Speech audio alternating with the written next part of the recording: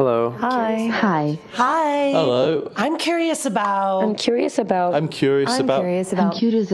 Building open, authentic, loving relationship. I'm curious about jealousy. I'm curious about polyamory. Does it just mean that you're fucking all the time? How can I tell my parents that my partner is already married? I'm curious about How do you know when you're too busy to have another relationship? I'm curious about dominant and subordinate relationships. I'm curious about sexual health. How can relationships evolve with people as they grow and change? Another cool thing about Dirty Talk is that you can make Dirty Talk be a really great avenue for you to express to your partner what it is that you want and what it is that you don't want. Welcome to the Curious Fox podcast. This podcast is for those who are challenging the status quo in love, sex, and relationships. My name is Effy Blue. Today, we have a friend of the Fox back on the show to talk about Dirty Talk. Hello, my name is Jocelyn Silva. I am a bisexual, polyamorous sexual empowerment coach, sex educator, first generation Latina, and full-time digital nomad. I empower you to embrace your sexual essence and lead a pleasure-filled life. I am fascinated by Dirty Talk. For someone who talks about sex all the time, reads about it, listens and learns about it, for someone who is as sex positive as one can be, I have to admit, I have no Dirty Talk game. It's not something I've ever been able to get into. I mean, I can do it if I'm prepared. For example, I've had partners who were really into it, and we'd agree on sessions where we'd incorporate Dirty Talk, and I'd come prepared with what to say and how to say it, and I'd do my best. The sessions would be dedicated to my partner's pleasure, and I would consider it a gift, something nice for my partner. Personally, it's not something that I seek. But it is such a popular kink. So I invited Jocelyn to come and talk to us about it. And we started with exploring, why are people into Dirty Talk in the first place? One of the biggest reasons why I love to encourage people to talk dirty when they're having sex is, well, for two main reasons. One, it's the psychological factor. Sex is much more than just physical. We already know that. It's mental, it's psychological, it's emotional. There is obviously a physical component, but it also can be spiritual, right? There's so many different components of our humanity that gets brought into intimacy. And one of them is a psychological aspect, right? So one of the beauties of Dirty Talk is that it allows you to engage your mind, right? And just kind of like be able to get lost in whatever you're talking about with the person that you're with. The second one is for all of my overthinkers. It is an amazing way to get centered and present in the moment. Because a lot of people, when they're having sex, you know, they're like, oh, I'm thinking about my to-do list. I'm thinking about the dishes I have to watch and the kids I have to feed and this and that and the other thing. But when you're engaging in Dirty Talk, it allows you to get engaged in whatever is happening in front of you, that it drowns out the voices inside your mind, right? So then when I say that, people are like, well, but then I'm overthinking the Dirty Talk. And then it actually makes my overthinking. That's me. So for that, I definitely have really great tips to share that can really support with that. So whenever you're ready to talk about that, we can dive in. Yeah. I am definitely one of those overthinkers. And I wanted to know all the tips Jocelyn had to share. But before we went there, I was curious about all the different types of Dirty Talk out there. So there are different types of Dirty Talk, right? So the first one I like to call the Captain Obvious, right? Which is literally you saying what is happening, right? This is, again, a really great way to stay present during sex. So, for example, if you're riding your partner's dick and you're on top in a cowgirl position, saying very simply, I love the way your dick feels inside me while I ride you. I am being very obvious. I'm just telling you what's happening, right? Or like if you're sucking on your partner's nipple, like your nipple tastes so yummy, right? Just like being really fucking obvious. So be Captain Obvious. Just say whatever is happening, because what you're doing in that moment is you're highlighting that experience for you and your partner, right? So you're not just doing it, but you're saying that you're doing it. And when you're saying that you're doing it, it highlights the experience for both of you, right? And it gets you present in the moment and excited, right? So that's the first one. The second one would be like dirty talk that you do for foreplay. By the way, these are not in order of like sexy time. I'm just listing them at random, just so you know.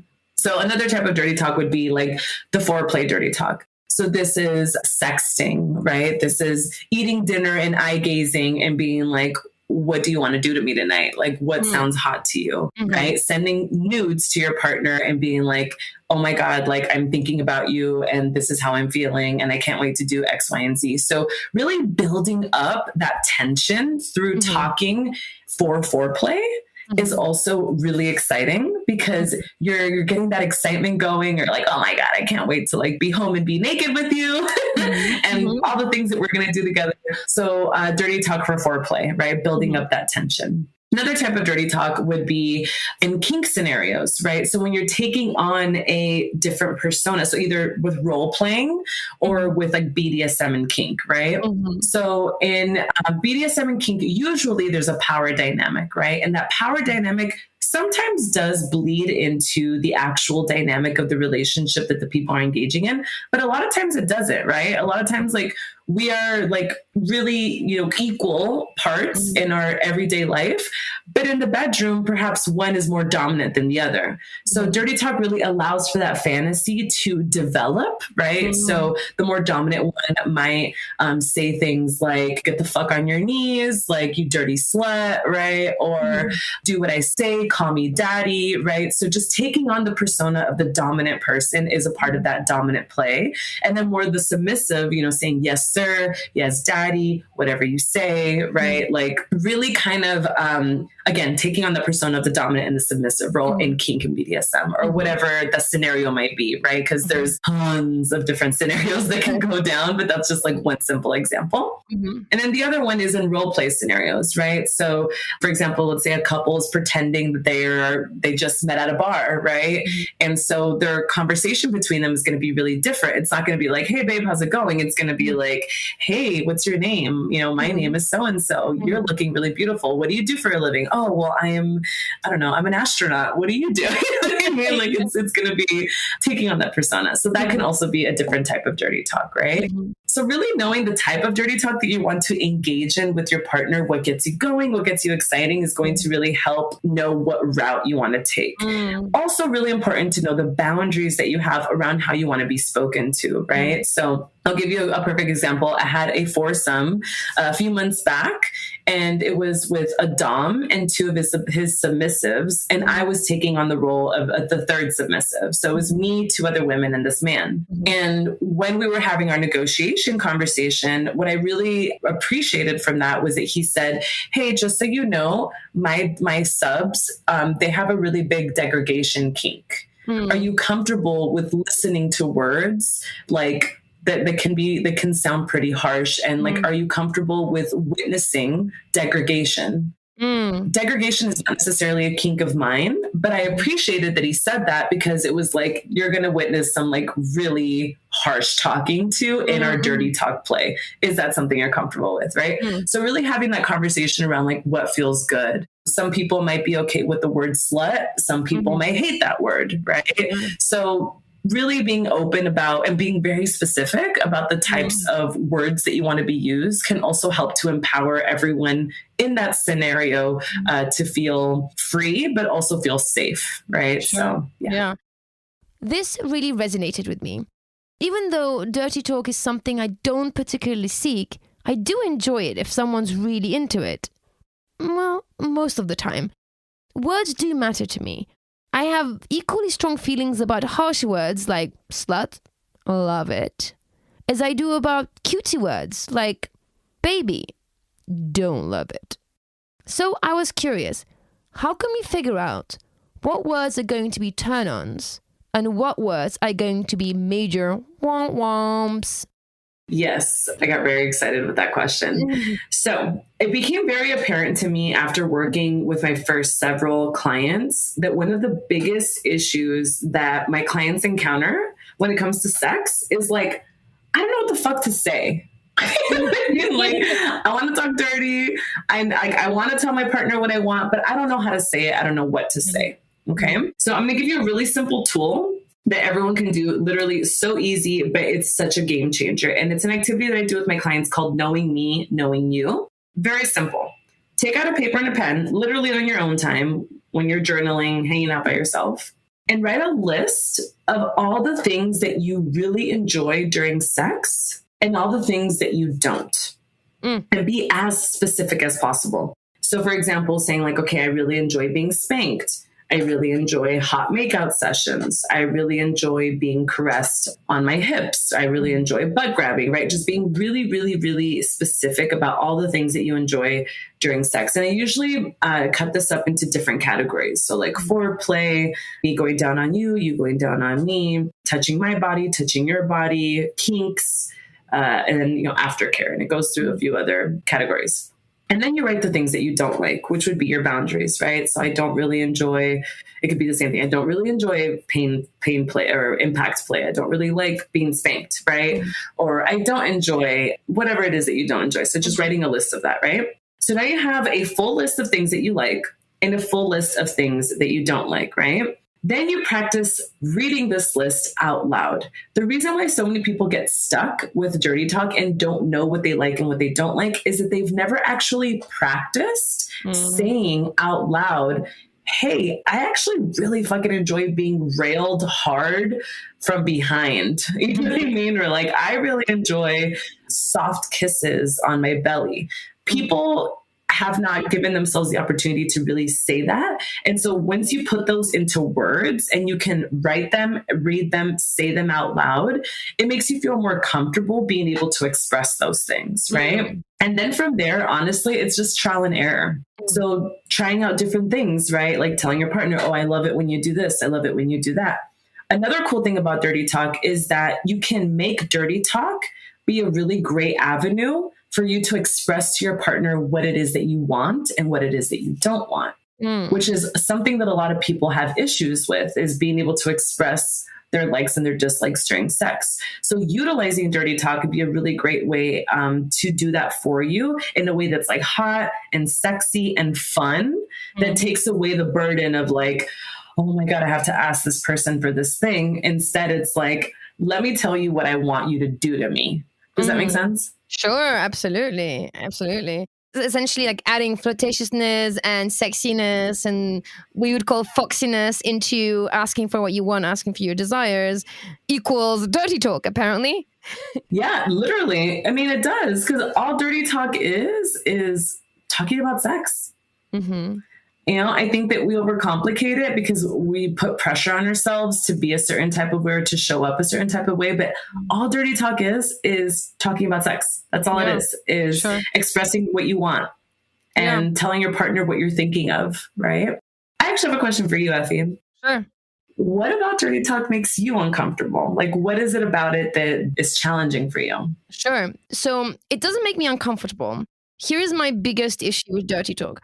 I have all the vocabulary. By the way, I loved what you're saying. I do agree with you. The biggest challenge about talking about sex, whether it's just straight up talking about sex or dirty talk, is that we're not used to the taste of the language in our mouth. Like we're not used to using the words of sex and sexuality and desire. Like we don't do that. So when when we have to do that, it feels foreign. It feels like I don't know the words. I've never practiced them. I don't know the taste of them. So I completely agree with you on that one. And for me, I don't have that problem, right? Because like you, I talk about sex all day long, 150 episodes in, Jackie and I have talked all the areas of sex. It doesn't make me uncomfortable at all. What I experience is when I go and look for words, I find myself in my head and I am not disassociated, but I'm not in my body. So like the senses that I'm getting from my body kind of take a back seat. And where I am is in kind of very much in frontal lobe, trying to find the right, like I get wordy. And when I get wordy, I'm in my head and then I'm disconnected from my body.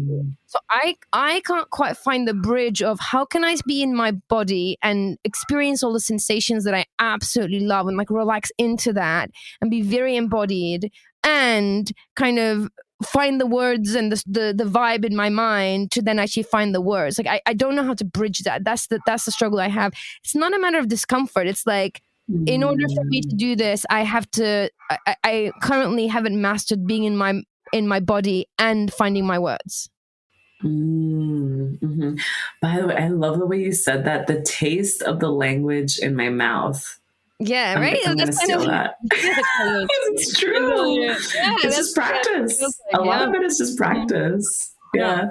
Okay. I hear you. And this is why I like to say that when people are starting to be Captain Obvious, right? So in those moments when you're feeling the sensation in your body, to just be very like simple and obvious with what you're feeling, right? Like, wow, that feels really good. Mm-hmm. Holy shit, that was so hot. Mm-hmm. Wow, like I love the way you taste right now. You're turning me on so much. I can't wait to fuck you, right? Just keeping it really simple and keeping it to like what is actually happening. Whoa, my nipples are so hard. No shit, your nipples are hard, but just say it. You know, it just makes it hot when you say it. Yeah. They get harder when I say it. Yeah. I mean, I make a lot of noise. I'm not like entirely silent, right? So I'm actually kind of noisy. I'm a noisy play partner. I think you're right. I think what I'm getting from you is I complicate things. I think once I reach for words, I think words is where I feel most kind of accomplished. And once I go there, I'm like, well, I need to find the right words. I need to find, the right tone. And I think I get lost in that. But I think you're right. But I just like stick with Captain Obvious. I think a formula that I've heard before is like, say what you're going to do, say what you're doing, say what you've just done. Like talk about what you're anticipating, talk about how you're feeling, talk about how it felt.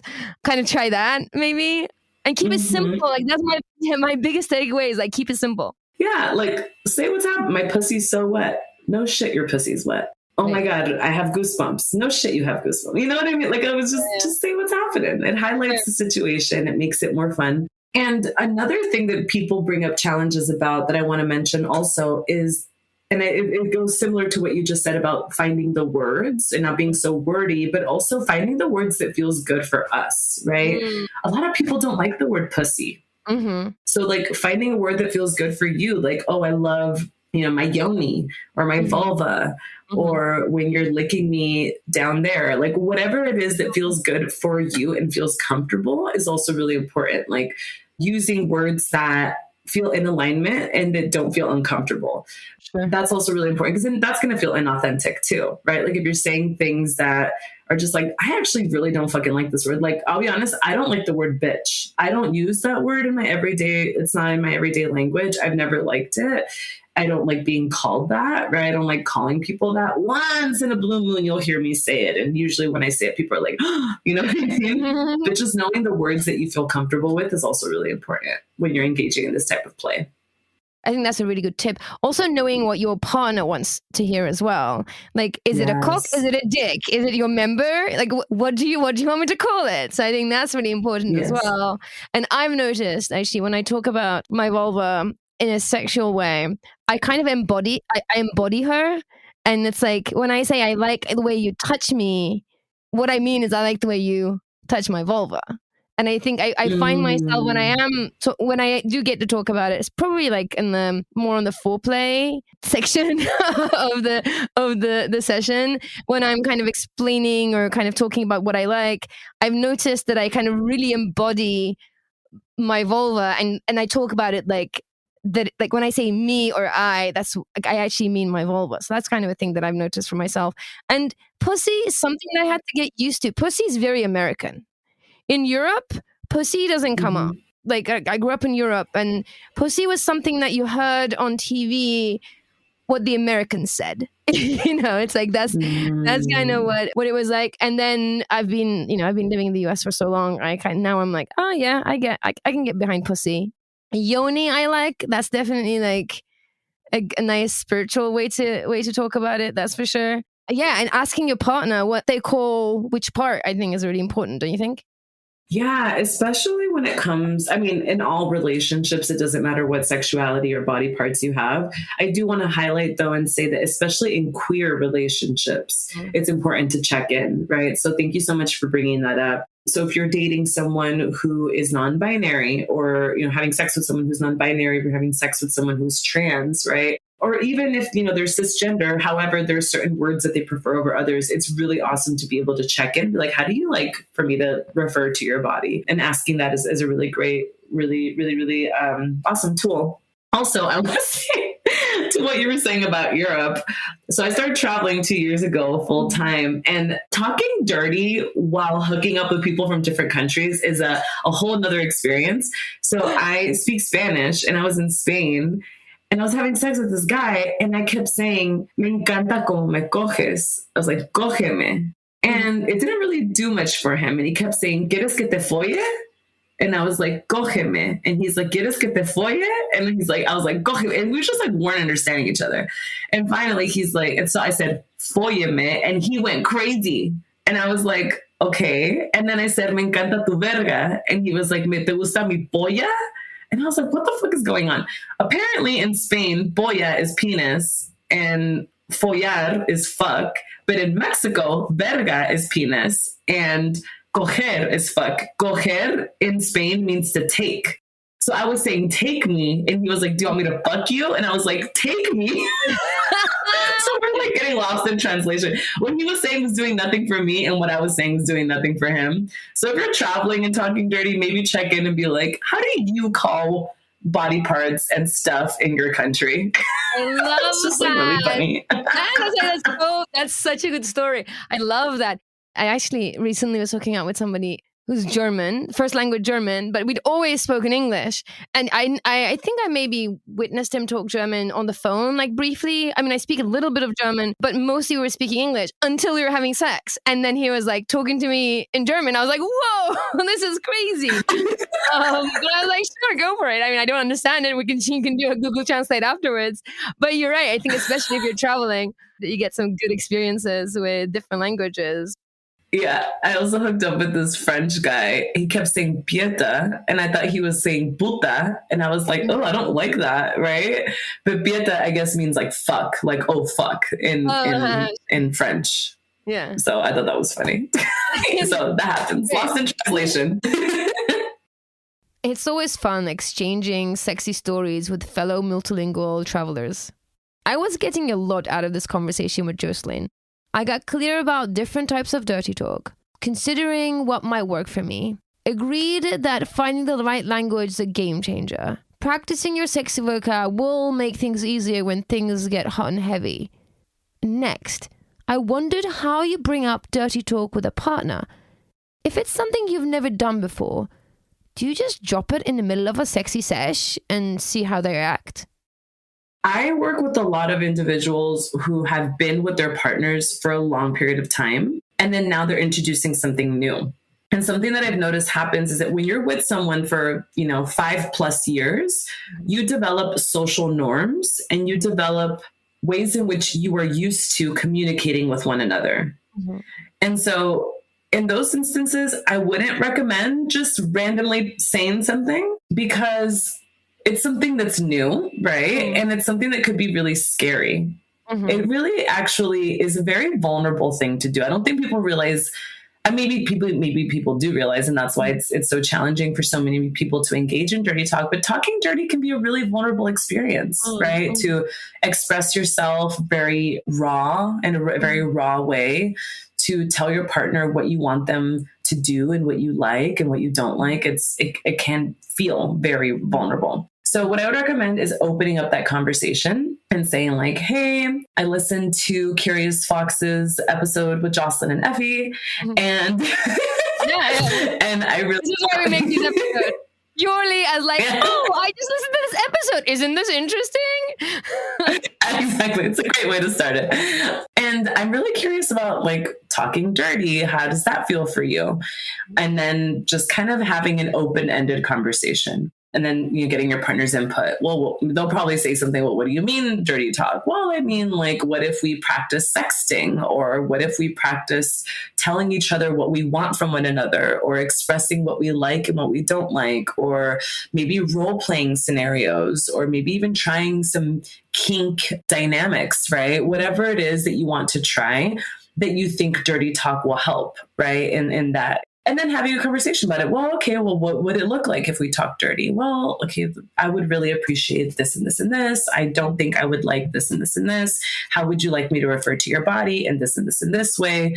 And then giving yourself the opportunity to like stumble a little bit. Like, I always tell people, like, yes, like, obviously as a sex coach, I take my job seriously, but also like, it's important to be playful, you know, like, if you feel silly saying something, laugh, you know, like, oh, that sounded funny, like, oops, you know, like, if you fuck up or if something feels uncomfortable, give yourself the opportunity to be playful, to laugh at yourselves, you know, to laugh at to giggle, like, right, if something feels a little off, and to just kind of fumble around as you're getting your footing in this new type of play.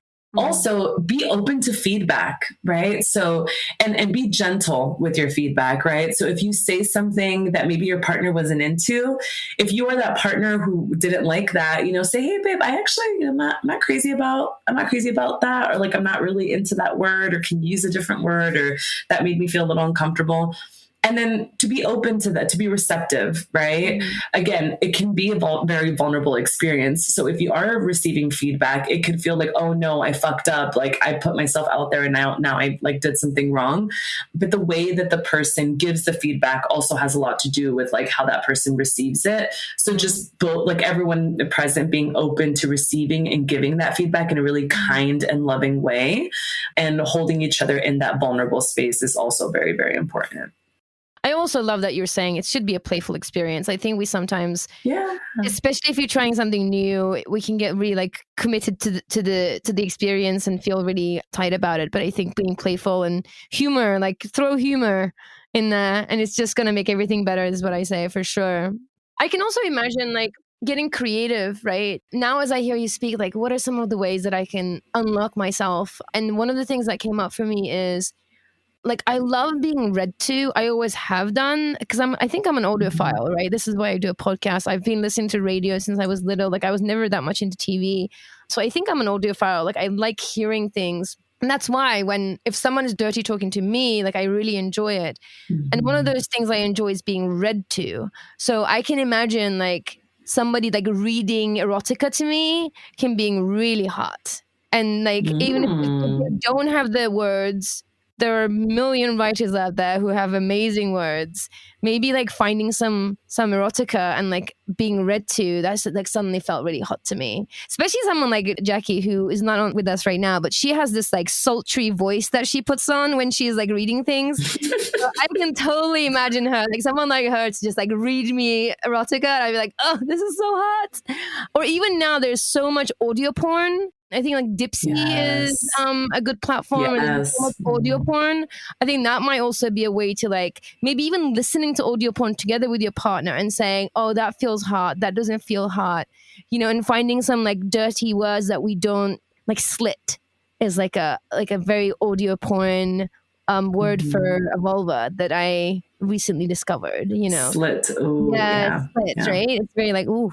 So I think maybe that as well, like reading some erotica, reading to each other, and maybe listening to some audio porn would also maybe get people like inspired and try things out without it feeling too vulnerable, because you're not saying the words. Like you can snuggle up with your partner and listen to them and be like, oh, I like that, I don't like that, oh, that feels weird.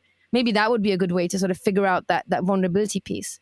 Yeah, that's an amazing idea. Or even doing it on your own, right? Like if you want to just kind of like read a book on your own, it's actually a great idea. I'm actually reading an erotica right now, and a novel. Well, I read it in bits. And it's true. Like there were some ways that like authors get really creative with how they describe like scenarios, right? Especially in a book, you think about it, you have to like describe everything that's happening so that you can create a mental picture.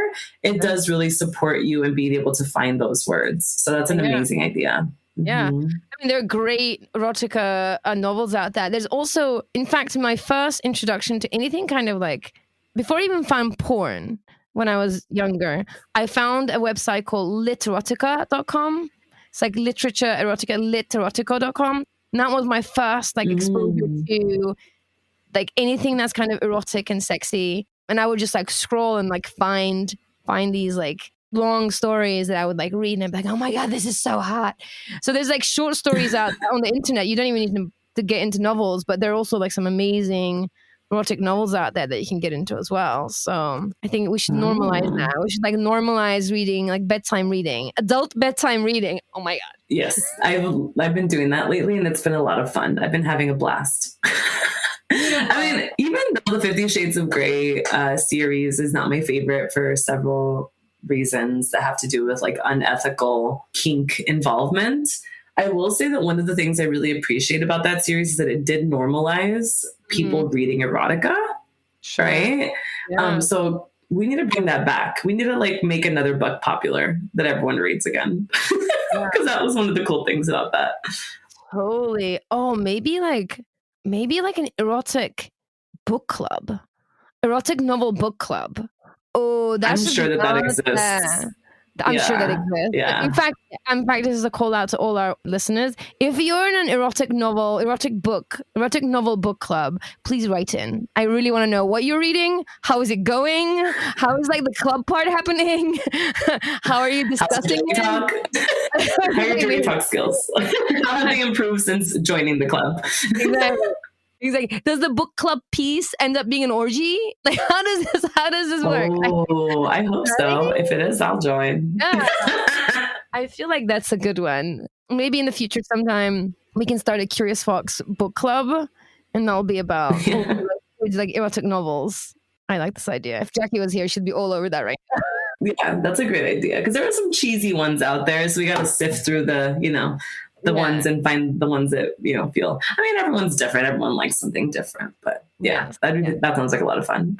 Yes. I think let's normalize it as well. I think like we do here, inspiration and permission, people. Like, I hope this gives people inspiration to go like dig into the erotica section of their bookstore, and then permission, like everyone's doing it. Go and read it. It's okay. Enjoy. Put it by your bedtime, like good bedtime reading, adult bedtime reading. So love that. Yeah. Love that. I agree.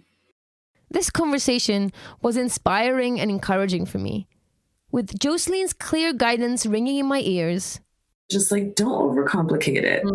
If I can put it in really simple steps, 1, admit to yourself what you like and what you don't like. 2, write it down in a list and a piece of paper and a pen. 3, practice saying those words out loud. Get used to the taste of the language in your mouth, right? Love 4, bring up the conversation with your partner. And 5, just like learn through trial and error and have fun. Feel free to stumble and fumble and laugh at yourselves. I felt pretty ready to dive back into Dirty Talk and give it another shot. To connect with Jocelyn Silva, you can jump on Instagram or TikTok at I am Jocelyn Silva. To learn more about her coaching, visit her website, jocelynsilva.com. If you'd like to listen to more episodes on kink or sexuality, or read our blog posts on the subject, go to our website and click on sex on the upper nav, and then explore to your heart's content. Our website is wearecuriousfoxes.com. If you want to weigh in on this topic or connect with other Foxy listeners, head over to Facebook and join our Facebook group at We Are Curious Foxes. If you find our episodes interesting or helpful, please share our podcast with a friend and quickly rate the show or leave us a comment on Apple Podcasts. You can follow us on Spotify or favorite us or whatever it takes to connect with us on your favorite podcast app. This will take a few seconds on your time, but it will make a big impact for us. You can support the show by joining us on Patreon at We Are Curious Foxes, where you can find mini episodes, podcast extras that couldn't make it to the show, and over 50 videos from Educator-led workshops. Go to Patreon at We Are Curious Foxes. And let us know that you're listening by sharing a comment, a story, or a question by emailing us or sending us a voice memo to listening@wearecuriousfoxes.com. This episode is produced by Effy Blue, with help from Yağmur Erkişi. Our editor is Nina Pollock, who facilitates all types of talk with ease. Our intro music is composed by Dev Saha. We are so grateful for their work, and we're grateful to you for listening. As always, stay curious, friends. Curious Fox Podcast is not and will never be the final word on any topic. We solely aim to encourage curiosity and provide a space for exploration through connection and story. We encourage you to listen with an open and curious mind, and we'll look forward to your feedback. Stay curious, friends. Stay curious. Stay curious. Stay curious. Stay curious. Stay curious. Stay curious.